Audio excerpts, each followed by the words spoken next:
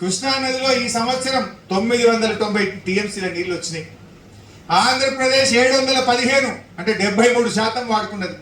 Telangana 275 TMC అంటే 27% మాత్రమే తెలంగాణ వాడుకున్నది. అంటే దాదాపు మనకున్న తాత్కాలిక ఒప్పందం ప్రకారం కూడా మరో 65 టీఎంసీలు తెలంగాణ నష్టపోయింది. 65 టీఎంసీలు అంటే 6,50,000 ఎకరాల్లో వరి పంట పండించవచ్చు. ఒకవైపు ఖమ్మంలో పంటలు ఎండినాయి, నల్లగొండలో పంటలు ఎండినాయి, మహబూబ్ నగర్ లో భీమాకు క్రాప్ హాలిడే ఇచ్చిండ్రు, మరి జూరాలకు క్రాప్ హాలిడే ఇచ్చిండ్రు, మరి అదే విధంగా నెట్టంపాడు కింద కూడా క్రాప్ హాలిడే ఇచ్చిండ్రు. నీళ్లున్నాయి, కాంగ్రెస్ చేతగాంతనం వల్ల క్రాప్ హాలిడేలు పంటలు ఎండు తెలంగాణ వంతైంది, నీళ్లు మాత్రం ఇలా ఆంధ్రాకు పోయినటువంటి పరిస్థితి. దీని మీద అడిగితే సమాధానం లేదు. అబద్ధాలు చెప్పడంలో పోటీలు పడుతున్నారు. ఈ నీళ్లు తెచ్చుకునే తెలివితేటలు లేవా మీకు అని చెప్పి నేను ఈరోజు అడుగుతాను. ఇది కాంగ్రెస్ చేసిన గొప్పతనం. నంబర్ 3, కేసీఆర్ గారు జీవో నంబర్ 34 జూన్ 28, 2021 నాడు ఒక జీవో తెచ్చింది. ఏంటిది ఆ జీవో?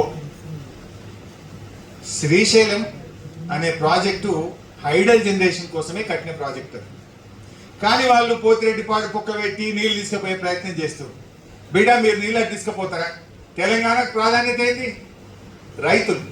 34 లక్షల వ్యవసాయ విద్యుత్ కనెక్షన్లు ఉన్నాయి.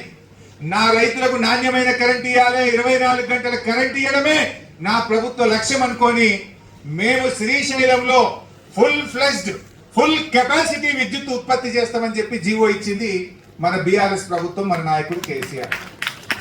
2021లో మనం జీవో ఇచ్చాం. దాని మీద ఆంధ్రప్రదేశ్ సుప్రీంకోర్టుకు పోయింది.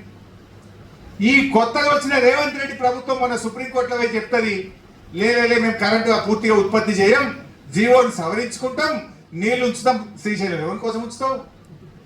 రాయలసీమకు పోయితందుక, ఆంధ్రాకు పోయితందుక? కేసీఆర్ ఏమో తెలంగాణ రైతులకు, తెలంగాణ ప్రజలకు, తెలంగాణ పరిశ్రమలకు నాణ్యమైన విద్యుత్ ఇవ్వాలి, 24 గంటల కరెంట్ ఇవ్వాలని మనమేమో విద్యుత్ ఉత్పత్తికి జీవో ఇస్తే, సుప్రీంకోర్టులో పోయి ఈనాడు వచ్చిన రేవంత్ రెడ్డి ప్రభుత్వం ఈ జీవోను సవరించుకుంటాం, అవసరమైతే కరెంట్ ఉత్పత్తి నిలిపివేస్తాం, తక్కువ చేసుకుంటామని చెప్పి సుప్రీంకోర్టులో కమిట్మెంట్ ఇచ్చి వచ్చింది. ఇది రేవంత్ రెడ్డి ఈ తెలంగాణ చేస్తున్నటువంటి ఘనకార్యం.